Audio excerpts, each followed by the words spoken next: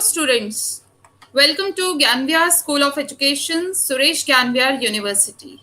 I'm Dr. Sonia Kaur Bansal, and today I will be teaching you content analysis in research. Subject is methodology of educational research.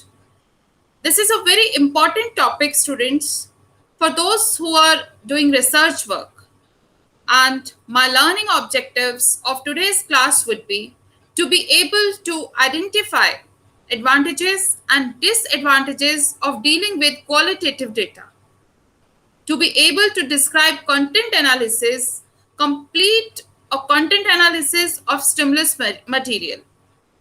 You will be also able to know to how to evaluate the use of content analysis. So students, let's understand what is content analysis and how it is very important and what are the steps of in content analysis and in what way it is very useful for a researcher at PG level or PhD level. So let's understand. I hope all of you will listen it very attentively and will understand the concept. So students, content analysis, it is like changing qualitative data into quantitative data, numbers. So when you are having qualitative data and it is actually not a number, and now you want your data to be converted into numbers. So that type of processing is called content analysis. So using a rating or coding system can be done for doing the content analysis and identify a theme and create a coding system before the real research takes place. So content analysis is really very important aspect of doing research. How you are analyzing any content. That's very important. So now understand, content analysis is a research method used to identify patterns in recorded communication.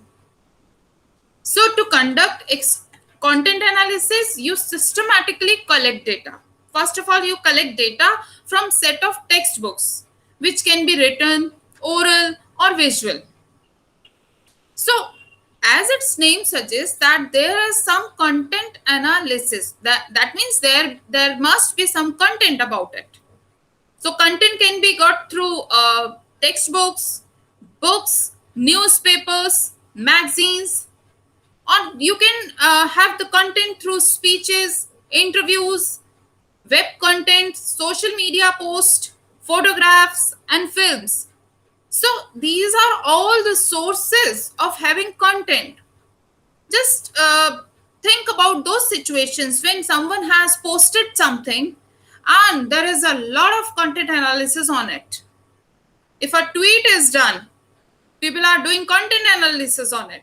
So we are doing it for the purpose of our research. And content analysis can be of both type, qualitative and quantitative. So quantitative would be focused on counting and measuring the things, whatever it is given in content. And qualitative will be focused on interpreting and understanding the concepts, the things, the person. So in both types, you categorize or code words, themes, and concepts within the text and then analyze the results. So this is how content method is defined. First of all, it is a research method. Second thing, it is actually used to identify patterns in recorded communication, recorded in sort of printed text, in sort of newspaper, magazines, speeches, interviews. So what type of communication is going on? What messages is being conveyed? So this is all actually related to content analysis. So students, to conduct content analysis, you have to collect the data through these sources. So understand that in that way. Now, content analysis in a quote, a wide and heterogeneous set of. Heterogeneous, where is no equal distribution. Heterogeneous set of manual or computer assisted techniques for contextualized interpretations of documents produced by communication processes. In the strict sense of that phrase, any kind of text, written, iconic, multimedia, etc., or signification processes, traces, and artifacts having as ultimate goal the production of valid and trustworthy inferences. So, this is how content analysis is defined through this quote. So, any kind of text, written, iconic, whatever you are watching as a content, you can do the analysis of it. How much it is useful, how important it is for society, for students, for children, for teachers, for parents. You can do lots of content analysis about it. So, a research technique for the objective, systematic, and quantitative description of manifest content of communications such as books, journals, websites, paintings, and laws, etc. So, it is a research tool or technique that helps to analyze the actual content, and it is features of any kind, whether it was a word, picture, themes, text, and try to present the content in objective and qualitative manner. For example, if you are doing the content analysis of a picture, you are definitely going to tell us how beautiful it is, what about it is, what kind of colors are taken in that. So this is about you are doing analysis of that content that is in the form of picture. So this can be done with another themes, text, or any messages, or any newspaper magazine also. You must have heard many people saying that what kind of content is published nowadays in newspaper. We just pick up the newspaper and there is nothing very good, very attractive for all of us. So this type of analysis is being done about the news. And the same process, same we are doing in the research. So it has become a very significant tool or technique in the research process. So content analysis is a research tool, students, and it is focused on the actual content and internal features of media. So this is how content analysis is actually in its form. It is used to determine the presence of certain words, concepts, themes, phrases, characters, or sentences within text or sets of text, and to quantify this presence in an objective manner.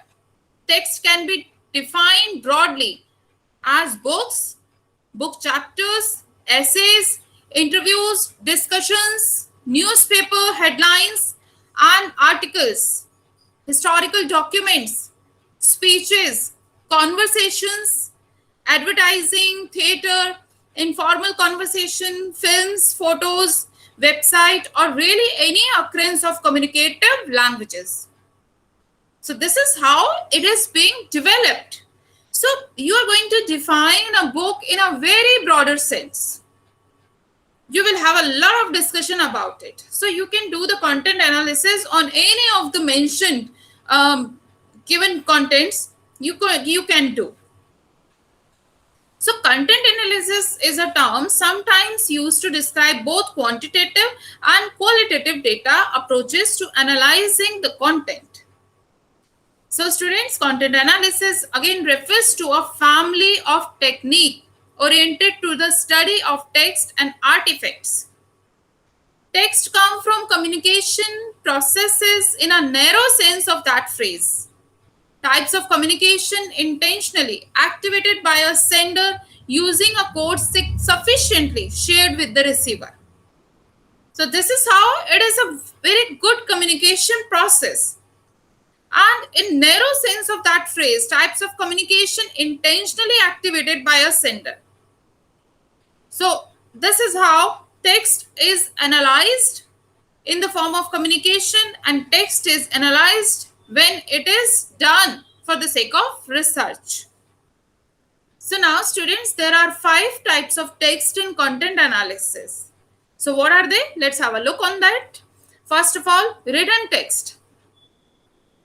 whatever is printed in front of you, written in front of you, in words, in either language, in any language, you can have a very good content analysis upon it. So, written text can be related to books, papers, newspapers, articles, magazines. You can have this type of content from anywhere. Then, students, next type of content is oral text. Oral is which is not in printed form, and you will be actually analyzing the content through speech, theater plays, any interview. So these are the type of oral text which you are actually analyzing. Then there must be some iconic text like drawings, paintings, icons, etc. So many great painters have been analyzed on the basis of their paintings, drawings. So this is called iconic text analysis. Then next comes audio visual text. And this can be related to TV programs, movies, videos, etc. The next comes hypertext. This can be one or more of the text above on the internet. So this is how it is really very important. Now students, content analysis method implies a series of transformation procedures equipped with a different degree of formalization depending on the type of techniques used, but which share the scientific re-elaboration of the object examined. So this is how content analysis actually, it's a very beautiful process, students, and it is equipped with different degree of formalization depending on the type of technique used. What type of technique you are using in analyzing any content, that is very important because it shares a scientific re-elaboration with object that you are examining. All right, students, I hope you are understanding this much. So content analysis has known an increasing use of deeply analyze and understand media content and media logic. So Harold Leswell formulated the core questions of content analysis. Who says what? These are the core questions that we are going to cover when we are doing the content analysis. So who says what? To whom? Why? To what extent? And with what effect? If you are analyzing a text, you are definitely going to solve these answers. Or if you are going to do the content analysis of an oral speech, you are also going to do have the answers of these questions. So this is the actually questions of content analysis which were actually created by Harold Laswell. Understand it, students? Now, father of content analysis, Bernard Berelson. Now, this is a common question, objective type of question, which comes in your many competitive exams also, that who is the father of content analysis or who is called the father of content analysis. So, the answer is Bernard Berelson. And he proposed a definition of content analysis, a research technique for the objective, systematic, and quantitative description of the manifest content of communication. Whatever the content is being said by the person, it has to be well analyzed and it has to be systematic also. So content analysis has indeed come across huge amount of textual big data as a consequence of the recent spread of new media, particularly social media and mobile devices. So this is how it works. Then the method of content analysis enables the researcher to include large amounts of textual information and systematically identify its properties, such as the frequencies of most used keywords, by locating the more important structures of its communication content. So this is how content analysis is actually very useful for the researcher, because many times it is found by the researcher that information is in the textual form, and when it has to be systematically identified by the researcher. So the researcher has to do the content analysis on this. So keywords by locating the more important structures of its communication content. Now students, we are going to understand about the steps of content analysis. So to conduct a content analysis on a text, you must have to follow a few steps in a very minute way. The first of all, the text is coded or broken down. You cannot do the content analysis in all together in a big form. So into manageable categories, you divide the content first of all, and on the variety of levels: words, word sense, phrase, sentence, or theme. And then examined using the one of the content analysis basic methods: conceptual analysis or relational analysis. The results are then used to make inferences about the messages within the text, the writers, the audience, and even the culture and time of which these are a part. So understood students, this is that how you have to divide your content into some parts and divide that content on some manageable categories, which you can easily manage, that this particular content belongs to this category and this belongs to that category. And levels must be on word sense, word phrase, sentences, themes, and then examine using one of content analysis basic methods: conceptual analysis or relational analysis. All right, students, then your results are made upon it. And you get some messages within the text, what actually content wants to tell you, how it is written, for what purpose it is written, what is the target audience, and even the culture and time which these are a part. So this is the way how it is done. Then uses of content analysis. So holistic group 15 uses content analysis into three basic categories, which are as following. First of all, make inferences about the antecedents of a communication. This is very important when a communication has happened. It is in textual form. So it is important for the researcher to make inferences. Examples. So what the conclusions are being drawn by the content, that is very important. Then describe and make inferences about characteristics of a communication. Make inferences about the effects of a communication as well. So this is how content analysis is very important. So holistic groups, the 15 uses of content analysis into three basic categories. First is making inferences. Second is describing and making inferences. Third is in making inferences about the effects of the communication. So describing and making inferences and as well as discussing the effect of any communication is very important. Now students, let's have a look on the purpose, element, question and use, how you are going to do the content analysis. So purpose, when you have three type of purpose, as I have just told you. So first purpose, making inferences about the antecedents of communication. So this is very important process when we are doing the content analysis.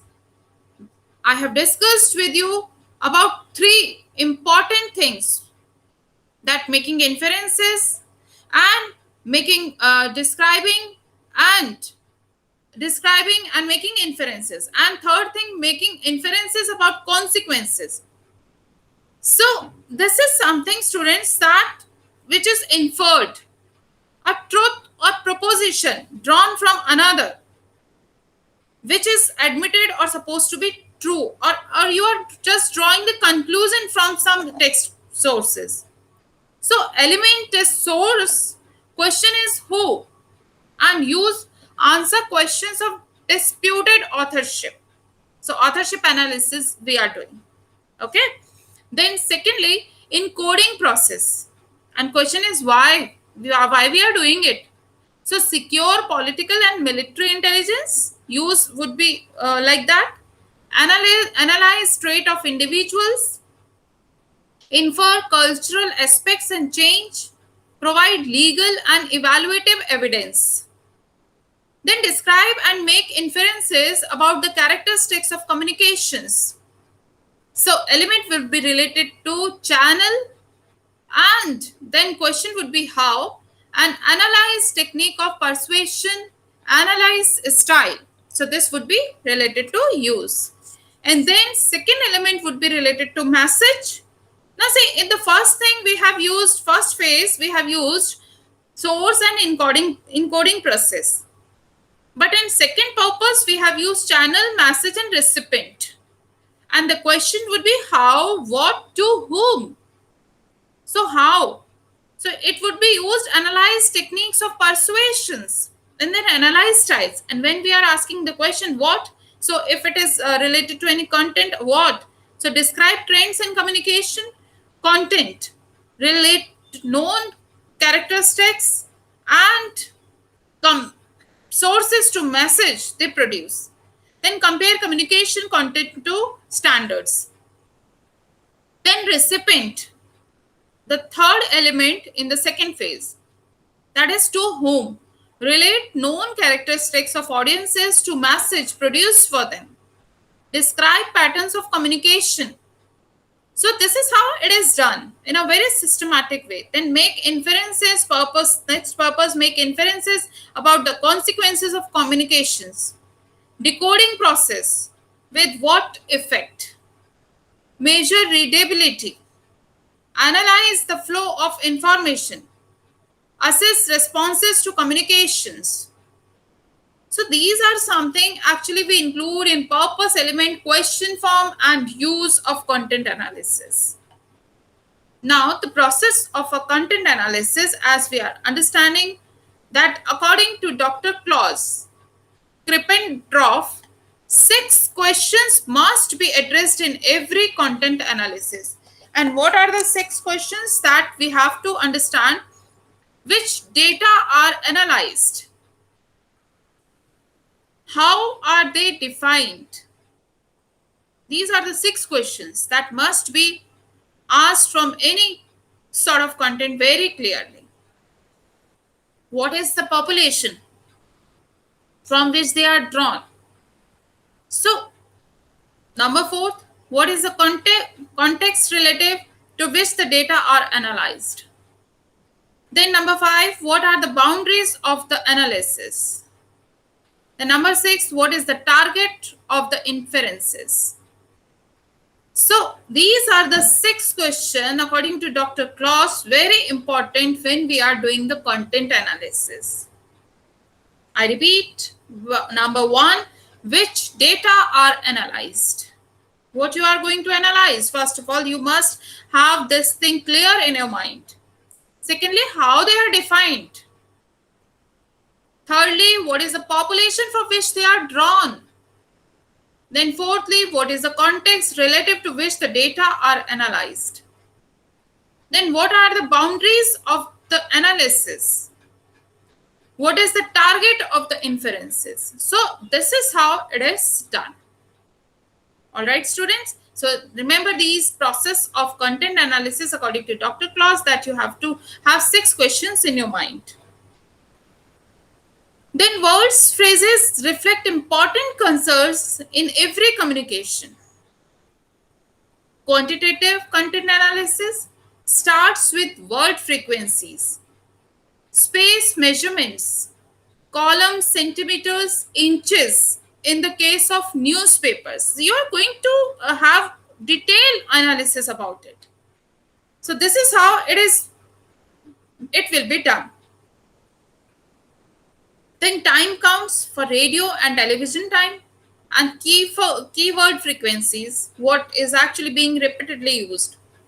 Then content analysis extends far beyond plain word counts.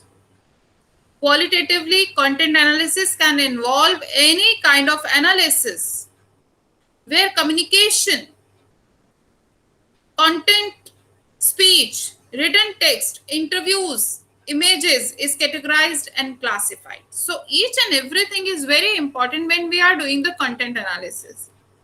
Either it is a word in a content, phrase, any time, and how the content is written. If we are doing the content analysis of a newspaper information, so this is also very important, that how it took its columns and what are the centimeters and inches of that in case of newspaper. So each and everything is very important when we are doing the content analysis. All right, students.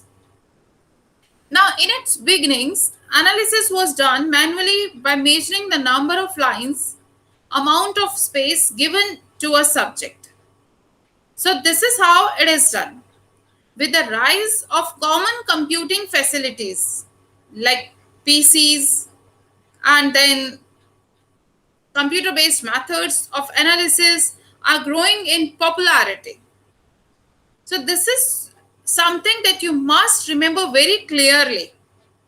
And Robert Weber notes, to make valid inferences or conclusion from the text, it is important that the being consistent, different people should code the same text in the same way. So what I am understanding, you must also understand from that. Only then the content analysis would be very effective. So this is how it is done in that way. All right, students. Now, according to Robert Weber, to make valid inferences from the text, it is important that the classification procedure be reliable in the sense of being consistent. So different people should code the text in the same way what it is said. So this is how content analysis becomes very important when we are doing in that way. Okay, students. Now, next is about steps of content analysis in teaching. So here we are talking about teaching. So planning of teaching and learning, first of all, so it is done in the form of the chapters what we are going to teach in the classroom today. So planning of teaching and learning is very important, and teaching always includes the three phases of teaching: pre-phase, or the process, or the post phase. So when the teacher is supposed to go in the classroom, teacher is supposed to be fully prepared with the content. Teacher is actually not expected to be just go in the class as he or she wishes. So this is very important for a teacher to be very, very efficient teacher, and remember what kind of content you are going to deliver to your students, and as well what you are going to present to your students. So this is very important, students, that identification of objectives must be done beforehand if you are going to the classroom. When you are going to your classroom with a topic, you must be clear with your educational objectives, with its quality, with its form, either it is cognitive, related to affective, or psychomotor objective. So write your objectives in behavioral term. First of all, do the task analysis. And task analysis includes content analysis also, determination of objectives, and then evaluation part. So when a teacher does that, it is very important for the teaching process, and teaching is absolutely successful in that case. So write that in behavioral forms. Then we are doing the content analysis of a chapter, or a, for example, if it is related to English language, and if we are doing the content analysis of prose, then you have to find out the main idea of the chapter, what it is there, what the writer wants to say. Then after main idea, we are finding out the main facts. What are the important facts that you derive from that content? And apart from that, you are also looking for the main words, also difficult words, which are actually new to the target audience. So this is how steps of content analysis in teaching process are very important, and all of you must take care of about it. All right, students. So this is how content analysis in teaching is done. So organizing of teaching and learning also demands selection of teaching strategies, selection of teaching tactics, selection of teaching aids, decision for rules and techniques of instructions, how it is done. So everything must be clear how you are going to deliver your content in the classroom. What will be your teaching aids? What will be your teaching techniques in the classroom? What will be the method you will be applying? What would be the steps involving in particular lesson delivery? So this is actually related to teaching. All right, students. Now leading teaching and learning. So arranging for students' motivation. Why do you do the content analysis in teaching and learning? That's an important question, students, for all of us. Being teacher educator, I would always recommend my students to be well planned. Do the content analysis of the chapter before going to the class. Because ultimately you have to motivate your students for better learning. And you can do that only if your own content is well arranged, systematic, and you have analyzed it very nicely before going to the class. And this leads to the motivation of the students. So deciding techniques for motivation, use of teaching skills, use of communication strategies, controlling of teaching and learning, evaluation of learning activities, then evaluation of learning outcomes. These are all the sequential work done in a classroom teaching. So you have to do well content analysis before going to the class. Because when you are teaching, you are not only teaching for the sake of teaching, but you are teaching for the learning of your students. And for that purpose, your motivation is very important. Use of communication strategies, controlling of teaching and learning, evaluation of learning activities, evaluation of learning outcomes, organizing learning objectives, providing feedback to earlier steps also. So this is how it is becoming very important. Then use content analysis. So reduce large amount of unstructured content. Just use it in a very structured way. And to describe characteristics of the content, it is very important. Whatever the content you are analyzing, you just describe its main features, main ideas, main facts in a proper way. To identify important aspects of the content, it is very important to know that. To present important aspects of the content clearly and effectively. And to support of some argument. Content analysis is used in large number of fields ranging from marketing and media studies to literature, rhetoric, information studies, sociology, and political science, psychology science, as well as other fields of inquiry also. So use of content analysis is done in a number of fields that you can assume. It is done not only in teaching field, it is done also in marketing and media field.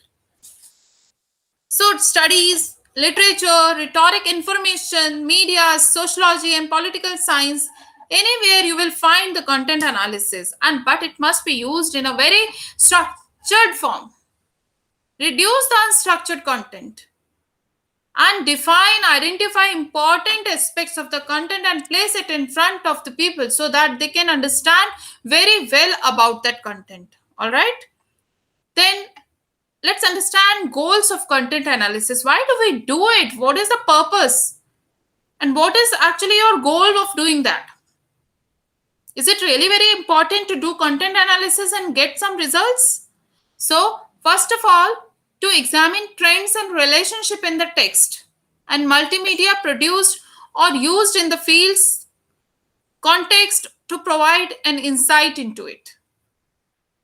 So, students, this is very important to establish a relationship. Whatever the text and multimedia produced or used in the fields, context to provide an insight into it. So whatever is content is published on media or in the newspaper, you have to put your own insight, your own thinking, own feelings to that. And you can do that only if you're doing the content analysis. So, to identify the intentions, focus, or communication trends of an individual, group, or institution.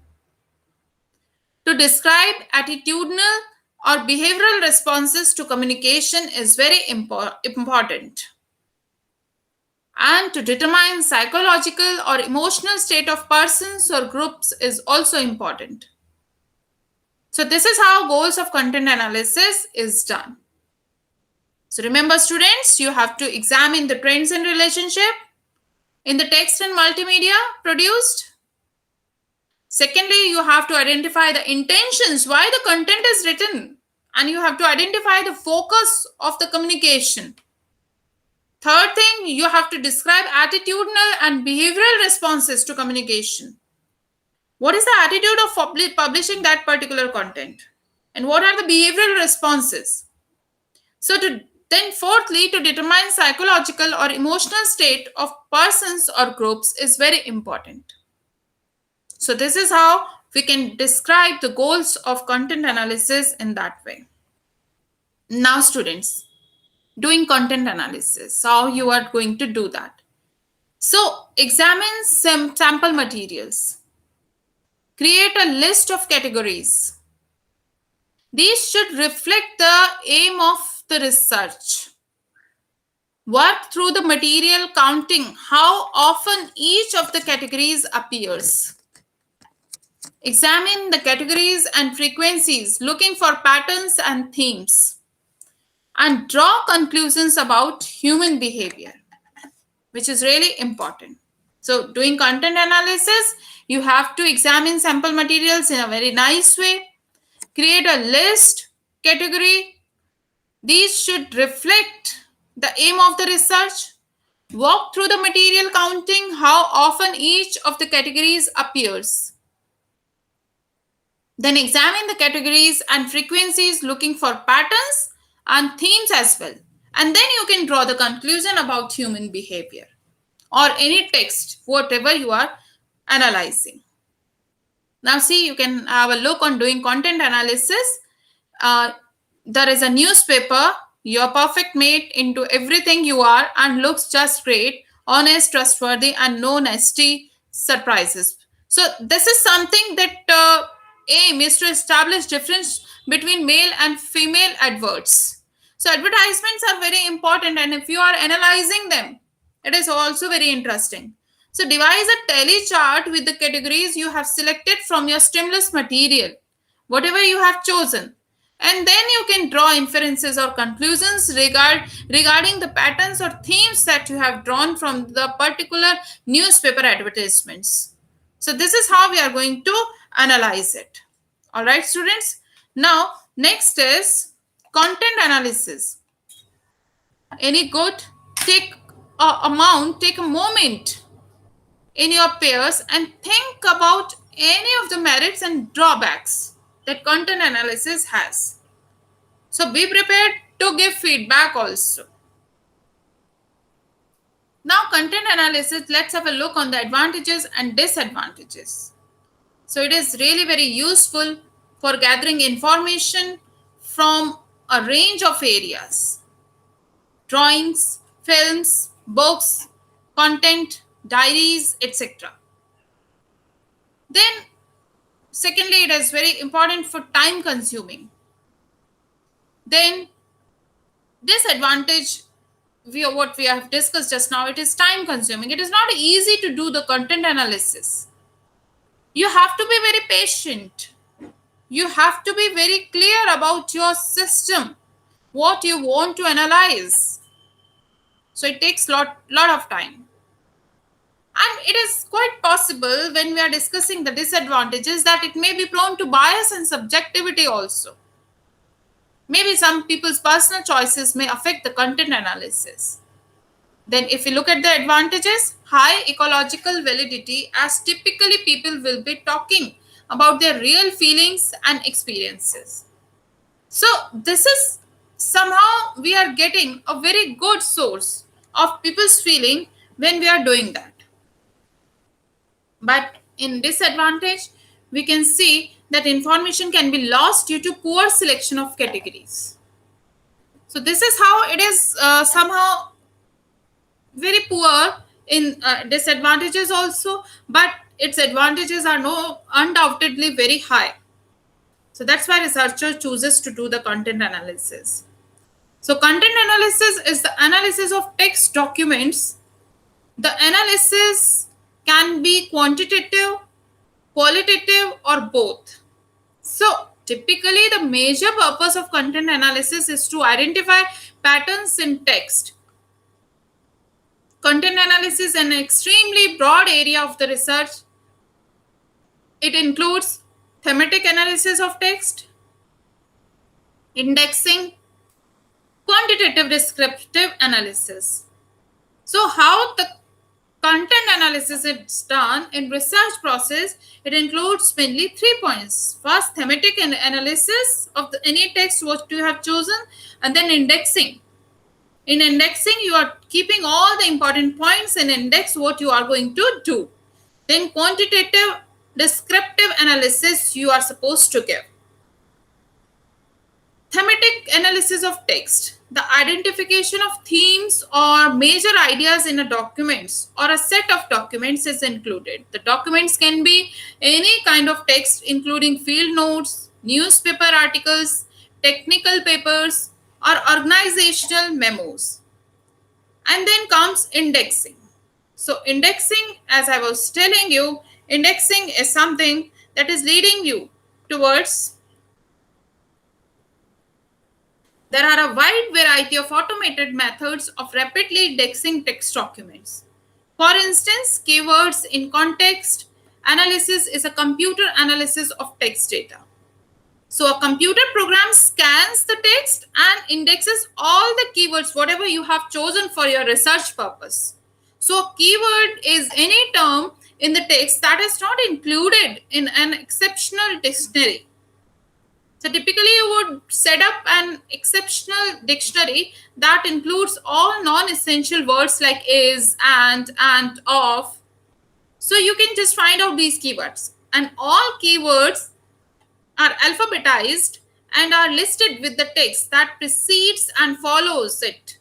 So the researcher can see the word in the context in which it occurred in the text. So in an analysis of interview text, for instance, one could easily identify all uses of the terms abuse and the context in which they were used. In quantitative descriptive analysis, here the purpose is to describe features of the text quantitatively. For instance, you might want to find out which words or phrases were used most frequently in the text. Again, this type of analysis is most often done directly with computer programs. Problems of content analysis, now we are going to see that. So limited to the types of information available in the text form, you have to just be limited to that. Secondly, careful with sampling in order to avoid bias interpreting results of automated content analysis. Now, if you look at the advantage, unobstructive and depending on whether automated methods exist, can be relatively rapid method for analyzing large amount of text. Now, students, these are some references for your more study, and I really hope that you will enjoy studying these references and will enhance your knowledge about content analysis.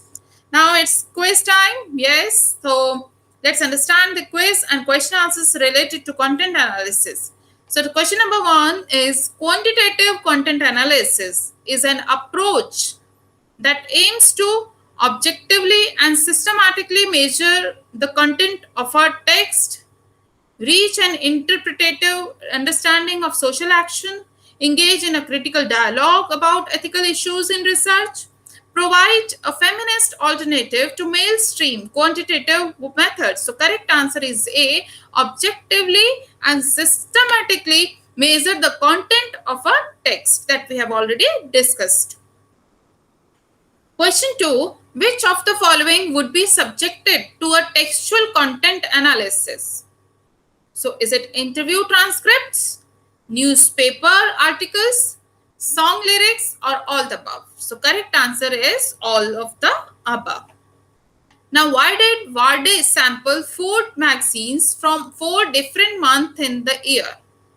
So, correct answer is to take into account any seasonal variation in the recipes included in the magazines.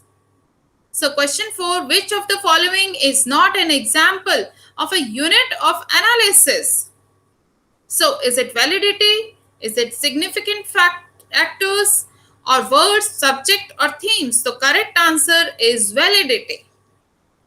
All right, students. So, this is all about the content analysis in today's class, and I really hope that you have understood well and you have really got benefited from this class, as you might have understood about what is the content analysis and how it is done and how it is very important for the researcher's point of view.